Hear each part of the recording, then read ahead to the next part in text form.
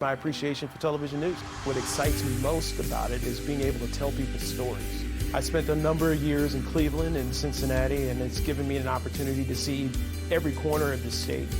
I want to empower our communities and redefine what a news channel can be.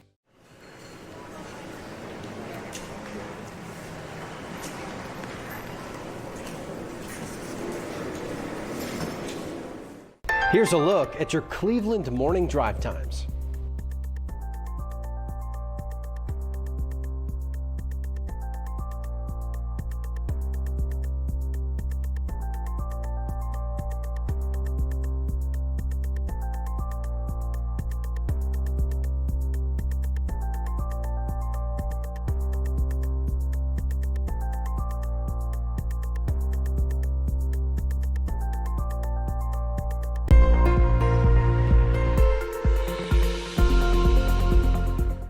Good morning, everyone. Our current time is 6:11, and we are still seeing some lingering lake effect snow this morning, particularly for our primary snowbelt communities. Now, within the next couple of hours, we're largely going to trim this back, but we've had a few heavier bursts of some snow, particularly into Lake County, that could impact travel along 20 or even along parts of I-90. Although in general, our interstates, things are moving along pretty good. It's getting to those main roads where things have been tricky this morning, and we continue to have a winter storm warning in effect. This is for Cuyahoga as well as Lake Geauga, Ashtabula counties. Areas to the south still seeing some advisories. Now, these are in place until 7 o'clock this morning. That's when we expect that more of these snow showers are going to start to wind down. But still, what is on the ground is going to stay on the ground because we're dealing with some really cold temperatures across northeast Ohio, waking up and getting out the door this morning. A view from our Earth Cam looking out over downtown Cleveland.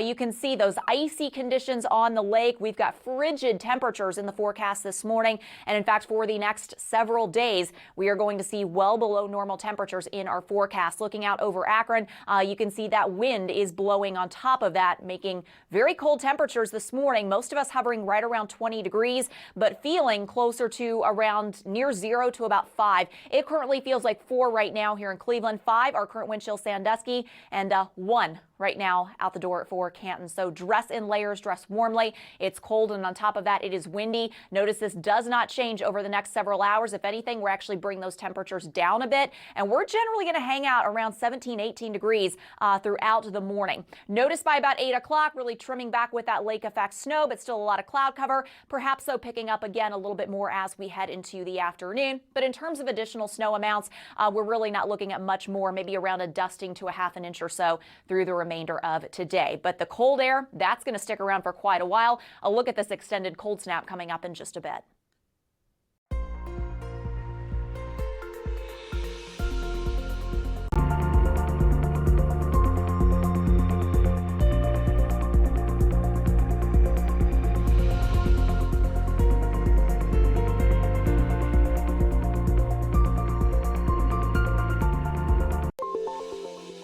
The first substantial talks to end the 3-year war between Russia and Ukraine are set to begin this week.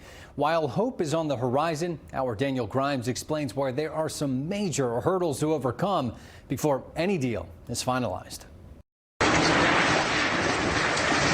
Buildings on fire, rockets blasting through air, and troops marching in the streets of Ukraine could soon become a thing of the past. This coming week, 3 top aides in the Trump administration are set to meet with Russian officials to begin talks to end the war between Russia and Ukraine, while President Donald Trump laments the war's origins. I think that there were a lot of people to blame. All I can say is very simply, if I were president, that war would never have happened. Secretary of State Marco Rubio, National Security Advisor Mike Waltz, and Middle East Envoy Steve Witkoff will travel to Saudi Arabia. This past week, President Trump had an extensive call with Russian President Vladimir Putin. The Trump administration's Russia-Ukraine envoy Keith Kellogg said Saturday that Moscow will have to make concessions, including territorial matters. He did not rule out getting tougher on Russia with further sanctions. And while he says Ukraine will ultimately get a seat at the negotiating table, that